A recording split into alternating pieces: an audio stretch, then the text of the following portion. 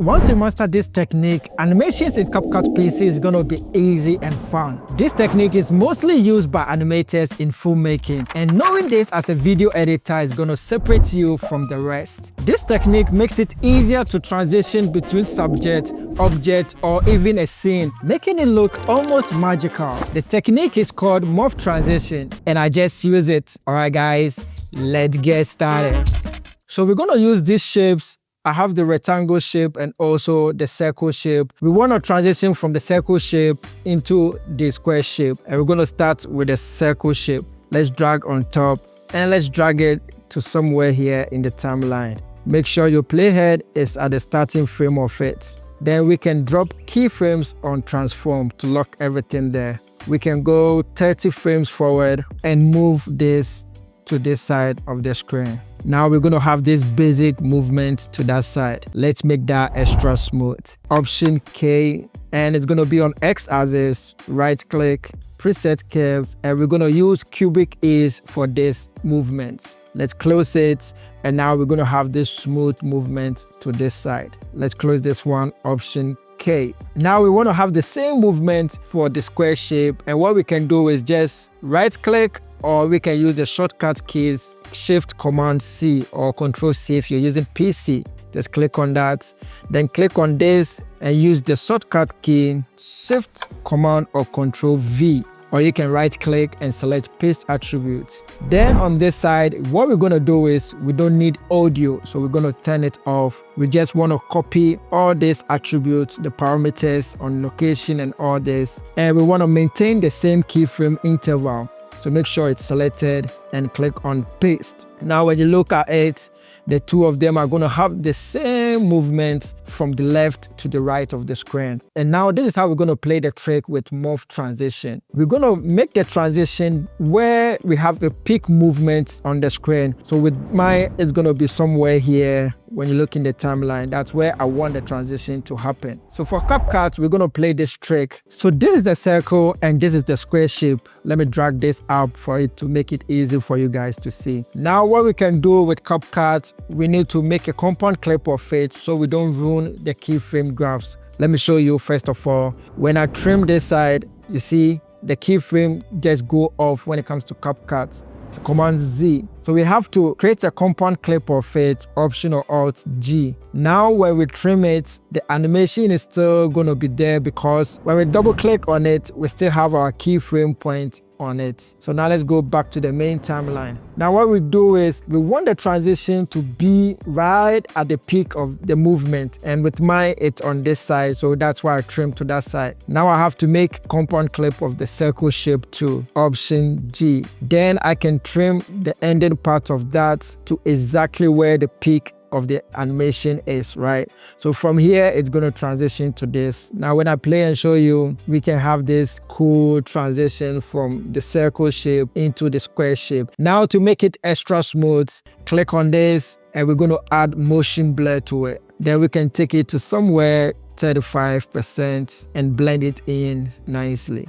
Do the same with the square shape, and now when you look at it, it's going to have this smooth transition, tricking the eyes of the viewers. Now let me show you the second example. And before we continue, these are some of the lessons covered in my recently completed CapCut course on school.com. In my course, I break down complex video editing skills into simpler terms, including how to generate ideas, my video editing process, and project timeline files that you can use to practice your skills. But it doesn't end there. We also have weekly live editing sessions plus Q&A where I break down edits submitted by members as well as questions in real time. Additionally, you will gain access to a community of like-minded individuals who are eager to improve their video editing skills using CapCut PC. If you'd like to learn more, you can check the link in the description. And guess what? This whole video is edited in CapCut PC. So the second method, we're going to use this character for it. Isaac uses it a lot, so we're going to drag and drop in the timeline. Let me just trim the ending part. Then we're going to bring the second character in. So we have these two characters. We want to transition from this character into this character on this side. And we're going to use the same morph transition technique. Take your playhead to the starting of this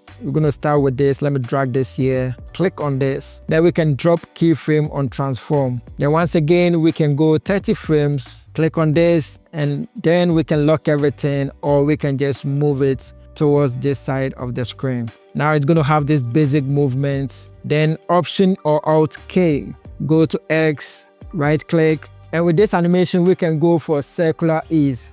Then we can close that, and you can see it has this cool movement towards that side. Now Option K to close that. And we're going to have the same with this, so we can drag it to this side. Click on this, right click, and select copy attributes. Then you can click on this, right click, and paste attributes. Now we're going to select everything just as it is and click on paste. So now when you look at it, the two of them are going to have the same movement towards this side. So just like we did previously, what we can do is make a compound clip of this, Option G. Then we're going to make a compound clip of this to Option or Alt G. Then we're going to make the transition in the middle of it, so I can trim this side towards this side, and I can trim this side to this side too. Now what you can do is add motion blur to it. Now let's look at the finished result. You can see how easily we can transition into this next character. Now let's move on to the third example. I'm going to use this video of me talking, drag it into the timeline.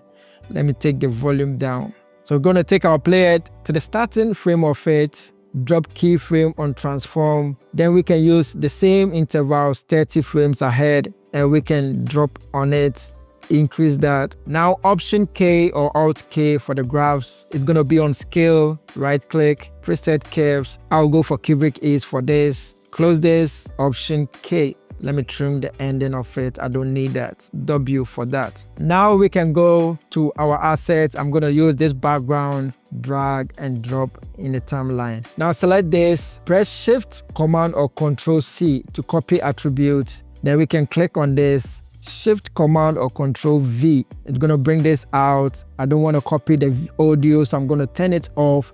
I just want to copy the video attribute. Then make sure keyframe timing is on. Then click on paste. So now we'll have something like this, having the same movement as this very video. Now with this, I just want to increase and make it fill, so I can take my player to the starting frame and make it fill the screen. Now we're going to bring in our text. We want to use the text too. Go to text, drag default text in the timeline. Then we can just change it, and we can go for a font style we want to use. I want to add some shadows to it too. Now we're going to paste the same attribute on the text file. But in CapCut, we need to trick it and convert this into a video file before pasting the attribute. So I'm going to do that. Option or Alt G for a compound clip. Then I can easily Shift, Command or Control V, and it's going to bring this out. Remember, we already copied and it's activated. Then turn off audio and click on paste. So now when you look, the text is also going to have the same movement. It looks too big at the end for my liking, so I'm going to take my player to the last keyframe, then go to video and just reduce the size of it a bit. Select these two. This two is going to be one file. Option G to make a compound clip of it. Then we're going to make this a compound clip too. Option G. Now we're going to do the transition at the peak of the movement. So it's going to be somewhere here, and I can trim the beginning of this and trim the ending of this file.